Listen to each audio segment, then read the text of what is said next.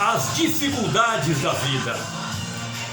Se você está triste porque perdeu um grande amor, lembre-se daquele que nunca teve um amor para perder. Se você se decepcionar com alguma coisa, lembre-se daquele cujo o nascimento já foi uma grande decepção. Se você está cansado de tanto trabalhar, lembre-se daquele que, angustiado, perdeu o emprego. Se você reclama da comida mal feita, lembre-se daquele que morre faminto sem ter o que comer. Se um sonho seu foi desfeito, lembre-se daquele que vive em constante pesadelo.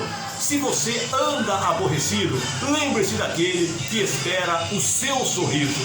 Se você teve um amor para perder, um trabalho para cansar, um sonho desfeito, uma tristeza para sentir, uma comida para reclamar, lembre-se de agradecer a Deus, porque existem muitos que dariam tudo para estar em seu lugar, para viverem essa sua vida que às vezes você reclama. Pense nisso e pare de reclamar, pare de se lamentar, pois você tem Deus em sua vida.